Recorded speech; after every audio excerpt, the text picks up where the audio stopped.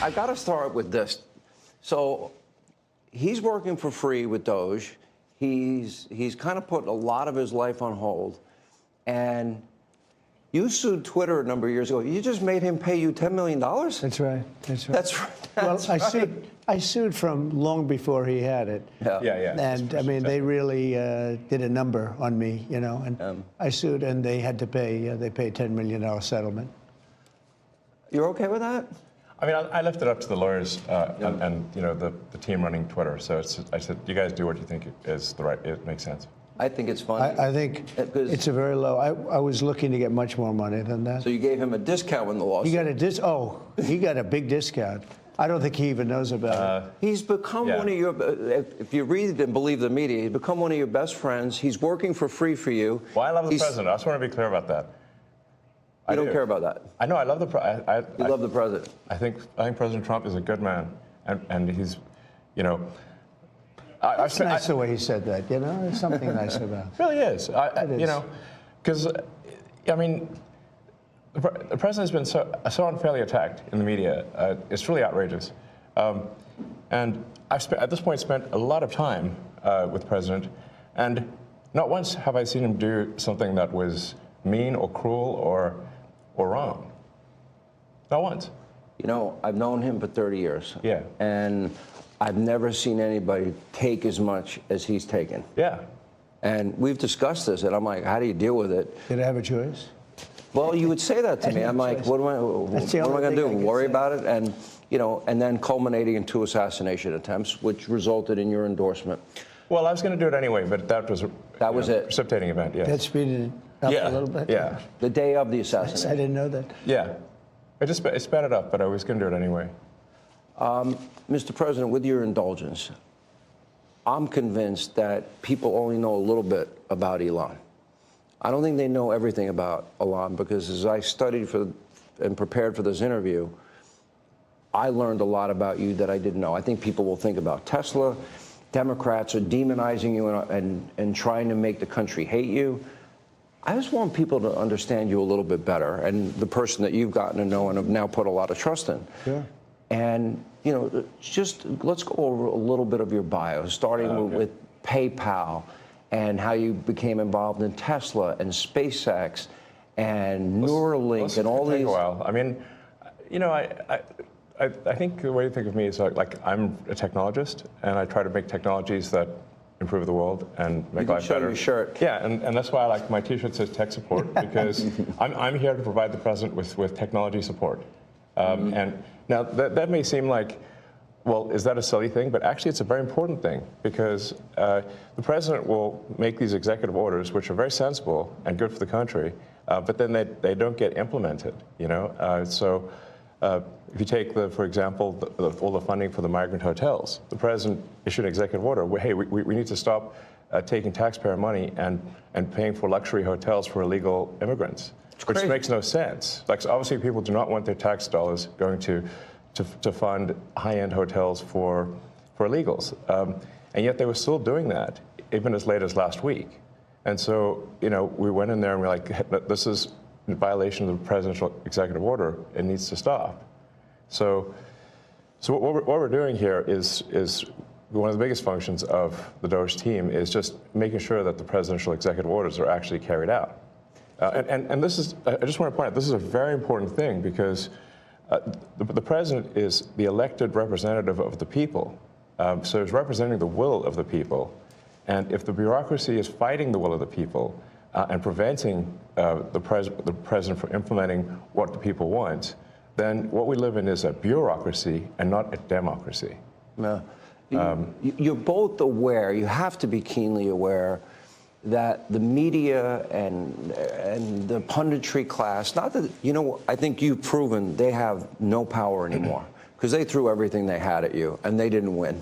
And that was, you know, the New York Times, Washington Post, 3 networks, every late night comedy show, 2 cable channels. They just threw everything, lawfare, weaponization. Sure. And now I see they want you two to start, they want a divorce. They want you two to start hating each other. And they try, President Elon Musk, for example. You do know that they're doing that to you.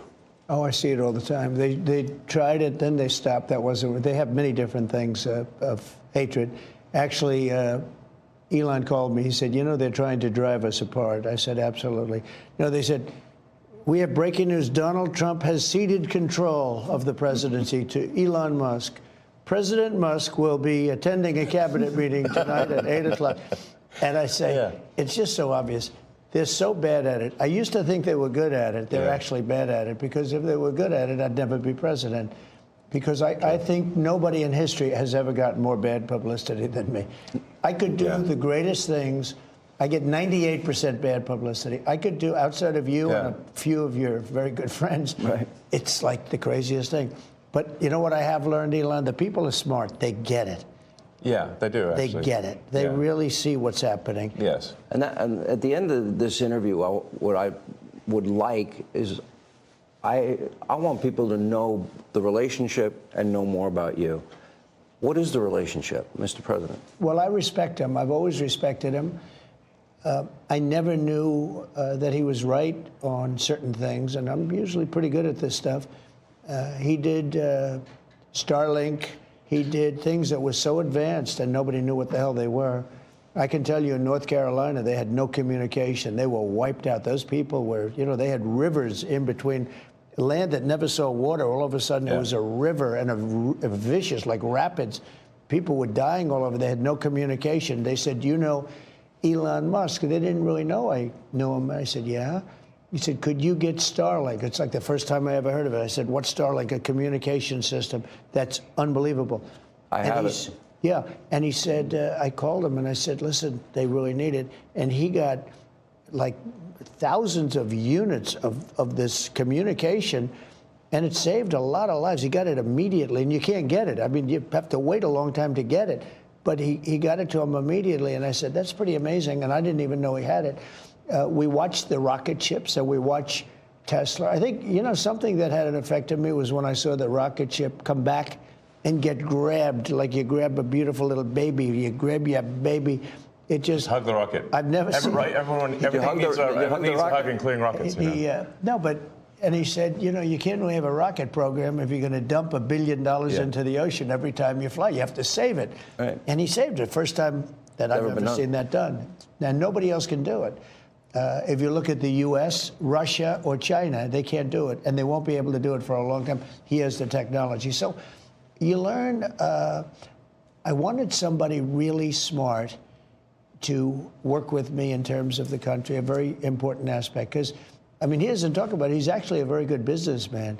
And when he talks about the executive orders, and this is probably true for all presidents, you write an executive order and you think it's done. You send it out. It doesn't get done. It doesn't get implemented. They don't implement it. Maybe they're from the last administration, and they are in some cases. You try and get them out as fast as you can. But I could, as soon as he said that, I said, you know, that's interesting. You write a beautiful executive, and you sign it, and you assume it's going to be done, but it's not.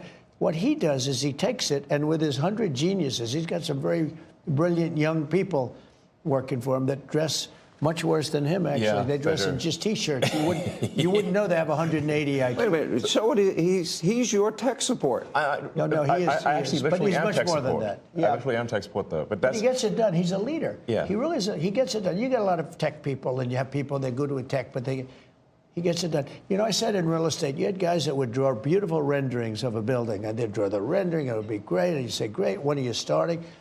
But they were never able to get it built. They couldn't get the financing. They couldn't get the approvals. It would never get done. And then you have other guys that are able to get it done. You know, they could just get it done. I was in real estate. Same thing in this. He gets it done. So when he said that, he said, you know, when you sign these executive orders, a lot of them don't get done, and maybe the most important ones. And he would take that executive order that I'd sign, and he would have those people go to whatever agency it was. When are you doing it? Get it done, get it done. And some guy that maybe didn't want to do it, all of a sudden, he's signing. He just doesn't want to be bothered. Do a lot of those executive orders have to be codified into law? Do you need the Republican Congress and to follow will be. up? A lot of them will be, They will. But look, in the meantime, we have 4 years. The beauty is we have 4 years. That's why I like doing it right at the beginning. Because an executive order is great. I mean, the one problem, it's both good and bad. Because when they did all these executive orders, I've canceled most of them. They were terrible. I mean, we're going to go radical left communist. Okay, it was crazy. Their Really crazy. executive orders were so bad. If they ever got them codified, you'd never be able to break them. So the damage that Biden has done to this country, and it's not even Biden, it's the people that circled him in the Oval Office, okay? But the damage they did to this country, in terms of, let's say, open borders, you know, there's so many things, but open borders where millions of people poured into our country, and hundreds of thousands of those people are criminals. They're murderers, they're drug dealers, they're gang members, they're people from prisons from all over the world. And we have a great guy, Tom Homan, and he is doing so incredibly. You saw the numbers, they're down like 96%. 95%. He is a phenomenal guy. And Kristi Noem is doing an unbelievable job. And he wanted her. He said, she's so tough. And I said, I don't think of her as that way. You know, she's very nice. He said, no, she's so tough. And she is. I see with the horses, she's riding the horse. Let's go. She's great. But the team we have is really unbelievable. But those executive orders, I sign them, and now they get passed on to him and his group and other people, and they're all getting done. We're getting them done. Let me go back a little bit to your background, because it's beyond impressive. You were the chief engineer, for example. You were an early believer in Tesla. You became the CEO, and then the chief engineer, which was phenomenal. SpaceX, same thing, which is unbelievable. I mean, you were the first company, private company, to send astronauts successfully into space. First private company to send astronauts into orbit. Yeah. That's pretty deep. He's going to go into orbit soon. Okay. Yeah. No, he's going to go to Mars. He's Starlink? going to fly on his... At some point. Huh? Yeah. Is in over. I mean, they always ask me, like, do you want to die on Mars? And I say, well, yes, but not on impact. Starlink is in 100 countries. This is going to be hard. I feel like I'm interviewing two brothers here. You go ahead. Star Shield, which could be used for national defense. Yeah, it is already being used for national defense. Then you have what is it called? Optimus, a part of Tesla. The robot, yeah. A robotic arm. Then you have an AI arm. And then you have something that really fascinated me, and it's called Neuralink. Yes. You might help the blind to see, yes, and people with spinal cord injuries, that they can recover, where in the past, how close is that to becoming a success? Neuralink, we've implanted Neuralink in 3 patients so far who are quadriplegics, and it allows them to directly control their phone and computer just using their mind, just by thinking. It's like, so we call this product telepathy. So you control your computer and phone just by thinking, and it's possible to actually control the computer and phone faster than someone who has working hands. Then the next step would be to add a second Neuralink implant past the point where the neurons are damaged, so that somebody can walk again, and so they can have full body functionality restored.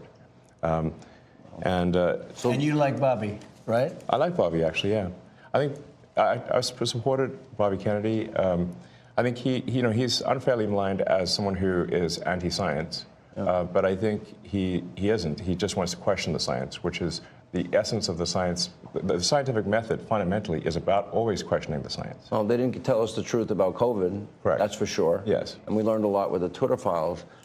And that just then raises a question. You're the richest man in the world. You may not like that part.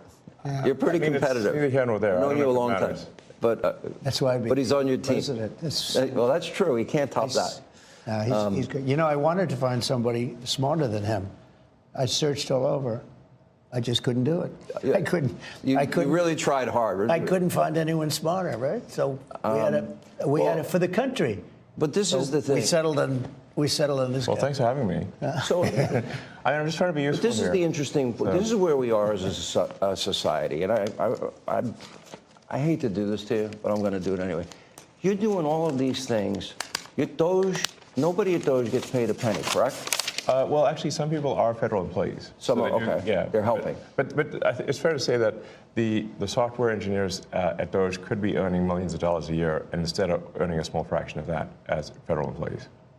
Okay, so and they're very committed people. So yes, you're committed to helping the blind see people with spinal cord injuries recover. Yes. You're committed to getting to Mars. You're committed to rescue. You're going to help rescue next month 2 astronauts that I think were abandoned. They dispute that in an interview. At the president's request or instruction, we are accelerating the return of the astronauts, which was postponed kind of to a ridiculous degree. They got left in space. They've been there. They were supposed to be there 8 days. They're there almost 300. Biden. They were yes, they were left up there for political reasons, which is not good. Okay, it's not good. Now, if I had the weight of the pressure of doing that successfully on my shoulders, I think I'd be, But when we spoke before we did this interview, you are very confident. You think this will be a successful mission. Well, we don't want to be complacent, but we have brought astronauts back from the space station many times before, and always with success. Mm-hmm. So, as long as we're not complacent. When are you going to launch? I think it's about 4 weeks to bring them back. About 4 weeks? Yeah. And we're being extremely cautious. Yeah. You now have the go-ahead. Yes. Well, thanks to you. They didn't have the go-ahead with Biden. What's that? He was going to leave him in space. I think he was going to leave him in space. Well, it's like when we were growing up, lost in space. Yeah, he didn't want the publicity. Can you believe it? Unbelievable. And so I want to echo something that the president said and then ask an overarching question. So people get hit with Hurricane Helene. They have no communication with the outside world. You come to the rescue. You donated that, I believe? Yes. Okay. You donated to the people. He saved a lot of lives in North Carolina. He saved a lot of lives. And California after the wildfires? California, but I mean in North Carolina where they were really in trouble. They had no communication. People were dying. They were dying of starvation. He saved a lot of lives in North Carolina. Okay. Now you're going to rescue astronauts. And now, and again, you do all of this. I would think liberals would love the fact that you have the biggest electric vehicle company in the world. Yeah, I mean, I used to be adored by the left, Yeah, not anymore. Less so these days. He killed that, huh? I mean, less so. I really didn't know. Well, I mean, this whole sort of like, they call it like Trump derangement syndrome. Yeah. And I didn't, you don't realize how real this is until like you can't reason with people. So like I was at a friend's birthday party in LA, just a birthday dinner, and it was like a nice, quiet dinner, and everyone was behaving normally. And then I happened to mention, this is before the election, like a month or two before, I happened to mention the president's name.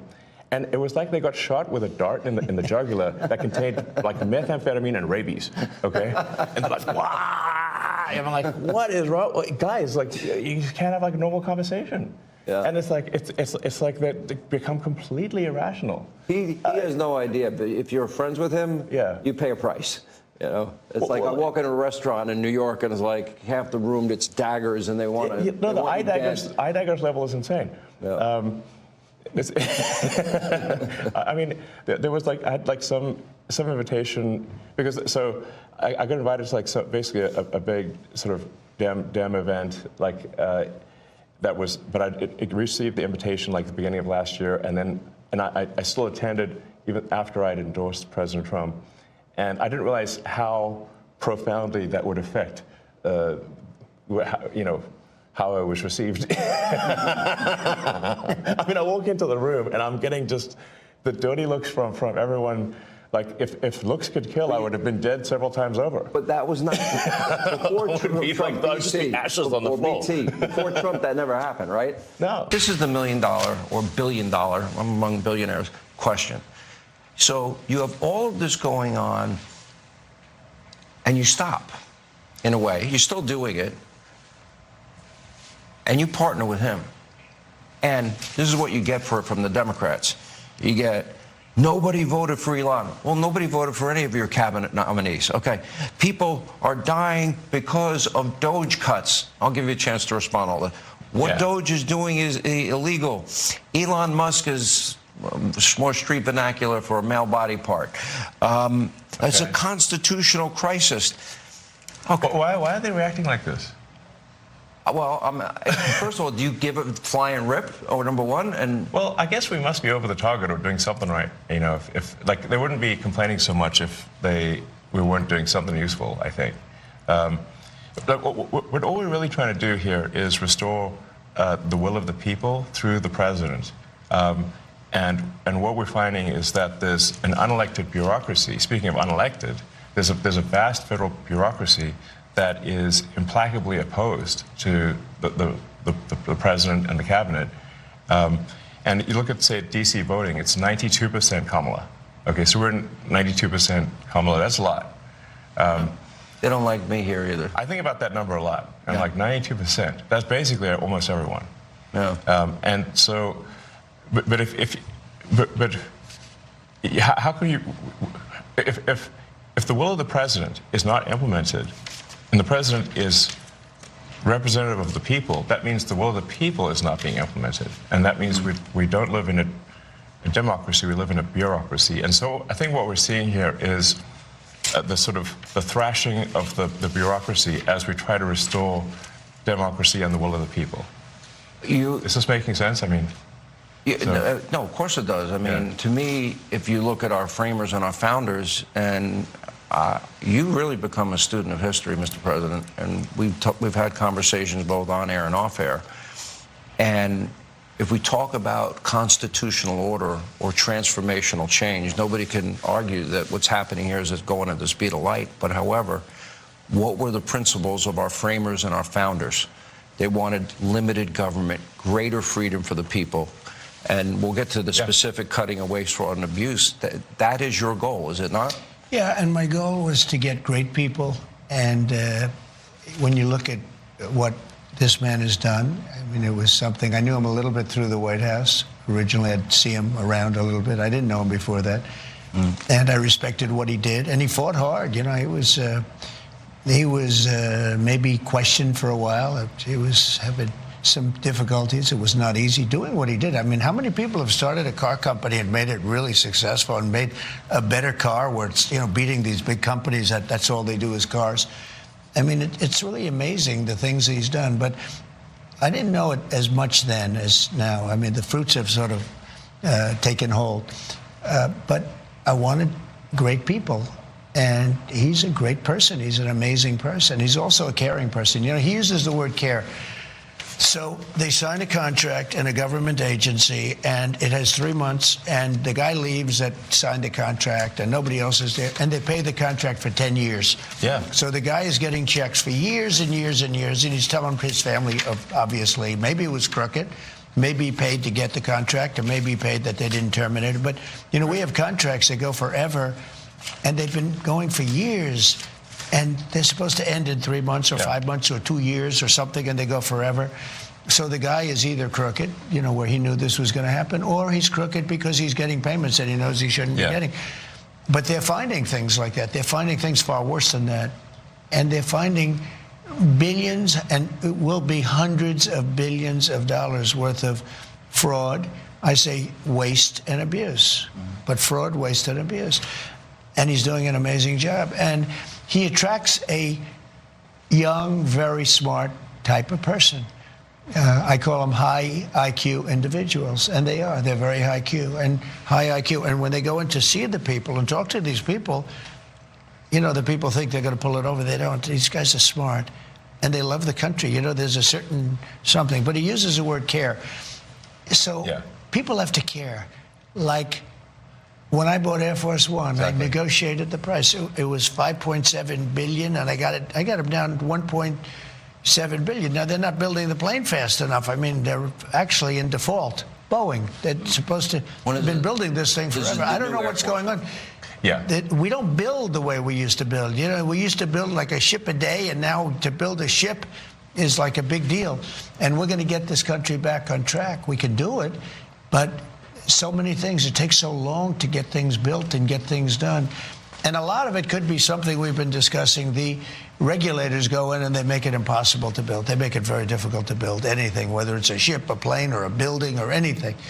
And some of them do it because they want to show how important they are. Some of them do it maybe because they think they're right.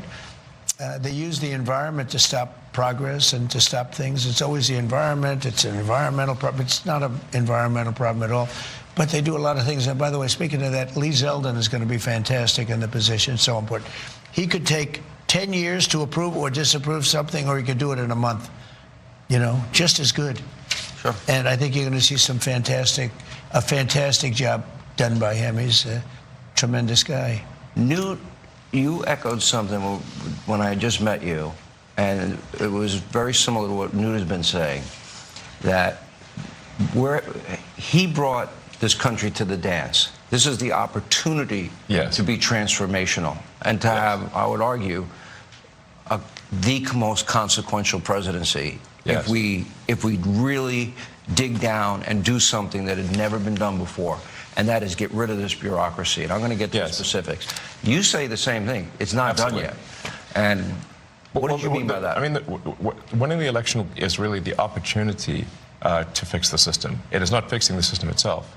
So it's an opportunity to fix the system and to restore the power of democracy. And people like. It's funny how often when these attacks occur, the thing that they're accusing the administration of is what they are guilty of. They're saying that things are being done unconstitutional, but what they are doing is unconstitutional. They are guilty of the crime of which they accuse us. That's always the first thing they do. He's in violation of the Constitution. They don't even know what they're talking. Well, it's absurd. Know. It's just a con job. It's a big con job. And they're so bad for the country, so dangerous and so bad. And the media is so bad. When I watch MSNBC, which I don't watch much, but you have to watch the enemy on occasion, the level of arrogance and cheating, and they're just horrible people. These are horrible people. They tell conspiracy theories. And they start up with the Constitution. They couldn't care less about the Constitution. CNN, likewise. I mean, I watch them asking questions with, the hatred with the. I said, "Why are you asking the question with such anger? You're asking me a normal question, but you see the bias. The bias is so incredible. Those two are bad. PBS is bad. AP is bad. CBS is terrible. I mean, CBS now, they changed an answer. In Kamala, they asked her some questions. She answered them like, a low IQ person, the opposite of him, the absolute opposite. But she gave a horrible answer. They took the entire answer out, and they put another answer that she gave 20 minutes later into as the answer. I've never even heard of that. I thought I heard of it all. I'm going to, just for the sake of saving time, because I could spend, and I've done this on radio and TV, I can spend an hour finding the outrageous amounts of money being spent abroad like USAID, and I just want to mention a couple, but I'm going to scroll it. Well, I guess at a high level, I think it's what the president mentioned earlier, which is that in order to save taxpayer money, it comes down to two things: competence and caring. And when the president was shown the outrageous bill for the new Air Force One, and then negotiated it down, if the president had not applied competence and caring, the price would have been 50% higher, literally 50% higher. The president cared, the president was competent, the price was not 50% higher as a result. And so when you add more competence and caring, you get a better deal for the American people. But we were talking about this yesterday, give me thousands of bills. I could pick any one of them, exactly. But I could take all 1,000. And let's say it's a bill for $5,000, just $5,000, and it's done by some bureaucrat. And if he would say, I'll give you 3, I don't want to pay you 5, it's too high, I'll give you 3. But they don't do that. If a guy sends in a bill for $5,000, they pay $5,000. They expect to be cut. Everybody expects to be cut. When you send in a bill, you expect to be cut. They send in the bill higher for the most part. This is true with lawyers, legal fees. When they send in legal fees, I can cut. I wish I had the time. I would save so, but I could cut these bills in half, much better than half. But you offer people a much lower number because they actually put fat. I'm not even saying it's like a way of business. They put more on because they expect to be negotiated. When you send in a bill to the government, there's nobody to negotiate. You send in a bill for $10,000 and they send you a check back for $10,000. If you would call them and said, we'll give you 5. No, I need more than 5. We'll give you 5. I'm not going to pay any more than 5. Make it 6. No, I'm not going to make it 6. And you'll settle for $5,500. You've just cut the bill almost in half. And it took like 2 minutes. But none of that's Someone done. call that the art of the But deal? that's caring. No, it's not even the art of the deal. It's caring. He uses the word. Competence and caring. It's caring. Yeah. It's a certain competence, but I think it's more caring than competence. If you add either ingredient, either competence or caring, you'll get a better outcome. But it stands to reason that if you don't have competence, you don't have caring, you're going to get a terrible deal. And the problem is that the American taxpayers have been getting a terrible deal because look at the last administration. Can any reasonable person say that the last administration was either competent or caring? But they lied to us and said that Joe didn't have a cognitive decline. They fully lied. They said the borders were closed. They said that the borders were secure. They said that, Right. they said Obamacare would save. They're flat out lied. They flat It's out lied. insane. As I scroll this information, and I'll scroll a lot more than I'll mention to both of you, and this is the cost savings. I want people at home to understand this part. Average American makes $66,000 a year. Yeah. Okay? We have $37 trillion in national debt. Yes. Now, all the money I'm about to mention and what we're going to scroll on our screen, and all of this is going to foreign countries. It is not being spent here in Yes. America for better schools, law and order. I think the average tax-paying American should be mad as hell because their tax money is being poorly spent. All right, let me go to the second question first. I want to know, because people like Joni Ernst and Joni Ernst has tried for a long time, and she's actually got a lot of good data. Senator Ernst has been really helpful, actually. Okay, but they actually hide what the real purpose of the spending is. Sure. In other words, this is a question.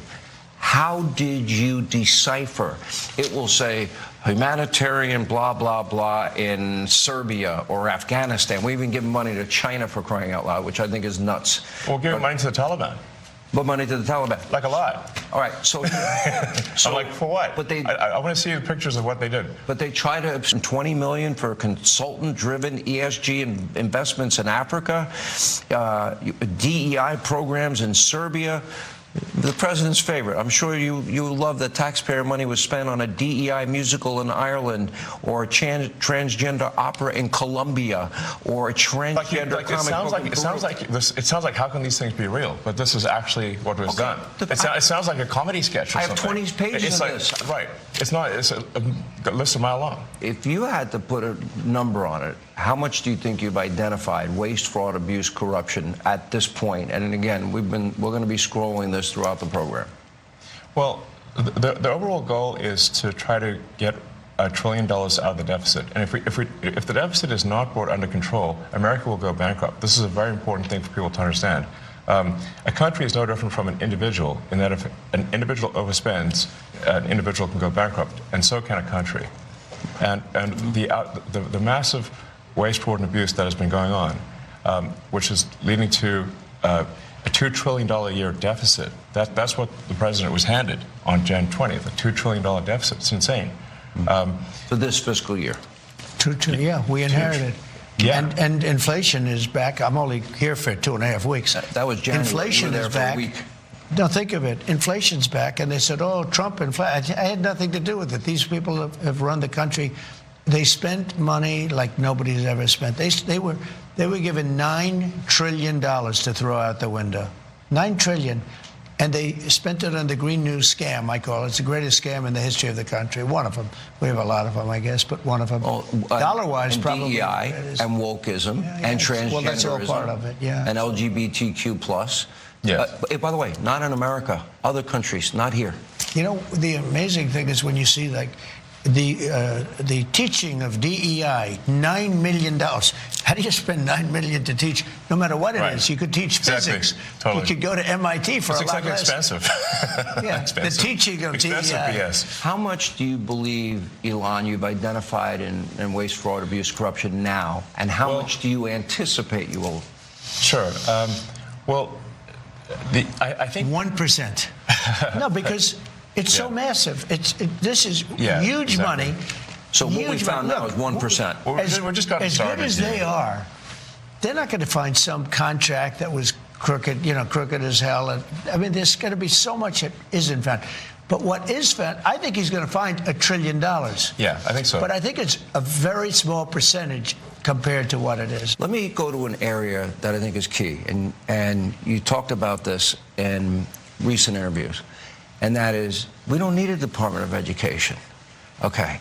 And what some people are trying to do is stoke fears that, oh my gosh, my kid's not going to get the money for education, or grandma's Social Security and Medicare. This was a big promise of yours on the campaign trail. So I really want to give you both an opportunity to assure the American people you will keep, that money will be allocated for students, but with higher standards. For example, I would assume associated with monies given or vouchers. So much, and then Elon goes, but look, Social Security won't be touched, other than if there's fraud or something, we're going to find it's going to be strengthened, but won't be touched. Medicare, Medicaid, none of that stuff is going to be touched. Nothing. You don't have to. Now, if there are illegal migrants in the system, we're going to get them out of the system and all of that fraud, but it's not going to be touched. School. I want to bring school back to the states so that Iowa, Indiana, all these places, Idaho, New Hampshire, there's so many places, the states, I figure 35 really run well. And right now it's Norway, Sweden, Denmark, Finland, China. China, can you imagine, has top schools. We're last. So they have a list of 40 countries. We're number 40. Usually we're 38, 39. The last time we were number 40. And what I say is you got to give it back. So it doesn't work. I'll tell you what we're number one in, cost per pupil. We spend more money than any other country by far. It's not even close, per pupil. Okay. So we know it doesn't work. So we spend the most and we have the worst, right? The worst result. When we give that back to Indiana, when we give that back to Iowa and back to a lot of the states that run well, they run well. There's a lot of them, 35, 37, 38. Now, you're going to have 10 laggards, but you're going to have 5 real laggards, but that's going to be okay. Take New York. You give it to Westchester County. You give it to Suffolk County. You give it to upstate New York. And you give it to Manhattan. But you give it to 4 or 5 subsections. Same thing in California. Los Angeles is going to be a problem, but you're going to give it to places that run well. We can change education. Now, school choice is important, but that will get taken care of automatically. We want to bring education back to the states. You will spend half the number, and I'm not even doing this. Like I'm not even doing this to save, but you will. It costs you much less money. You get a much better education. If you go to some of these states, you'll be the equivalent of Norway, Sweden, Denmark, places that really have a good school system. You'll have those places will be the equivalent, and your overall numbers will get so much better. Do you want standards associated? The only thing I want to do from Washington, D.C. is make sure they're teaching English, reading, writing, math, and science. arithmetic. Science? Okay, a little science. Science might help. Sure. You know, computers. You're not going to have much of a problem with that, but that's it. So your task now, and I pray to God this is successful. I really do. I wish you Godspeed. You know, Godspeed, John Glenn. It's going to be, by the way. I really believe. But there are legitimate areas. Do well beside this. This is cutting. We're only talking about cutting. We're also going to make a lot of money. We're taking in so much. What about his business? What if there is then we won't let contract he would otherwise get? Let him do it. If he's got a conflict. I mean, look, he's in certain areas. I mean, I see this morning. I didn't know, but I said, do the right thing. Where they're cutting way back on the electric vehicle subsidies. Yes. They're cutting back. You're losing. Not only cutting back. Hurt you. Correct. Yeah. Now, you don't care. I won't tell you. Well, he's probably not that happy with it, but that would have been one thing he would have come to me and said, listen, you got to do me a favor. This is crazy. But this was in the tax bill. They're cutting back on the subsidies. I wasn't involved in it. I said, do what's right, and they're coming up with a tax bill. It's just preliminary. But I mean, if he were involved, wouldn't you think he'd probably do that? Now, maybe he does better if you cut back on the subsidies. Who knows? Because he figures he does think differently. He thinks he has a better product, and as long as he has a level playing field, he doesn't care what you do, which is he's told me that. Yeah. I mean, I haven't asked the president for anything ever. And if it comes up, how will you handle it? Well, He won't be involved. yeah, I'll recuse myself if it is. If there's a conflict, he won't be involved. Yeah, I mean, I wouldn't want that, and he won't want it. Right, and also I'm getting a sort of a daily proctology exam here. You know, it's not like I'm going to be getting away from something in the dead of night. Welcome to D.C. If you want a friend, get a dog. Well, I do have a dog, but I also have friends. Yeah. My dog loves me, poor little creature. You know the truth with this? I need to bring him to D.C. I know every businessman. I know the good ones, the bad ones, the smart ones, the lucky ones. I know them. This guy's he's a brilliant guy. He's a great guy. He's got tremendous imagination and scientific imagination, far beyond, you know, you keep talking about a technologist and all, but you're much more than a technologist. You are that. But he's also a good person. He's a very good person, and he wants to see the country do well. And I know a lot of great business people, really great business people, but, you know, they're not really, in some cases, very good people. And I know people that would try and take advantage of the situation. This guy's somebody that really cares for the country, and I saw that very early on. I saw it really a long time ago when I got to know him. He's a very different kind of a character. That's why, you know who loves him? Young people that are very smart and that love the country.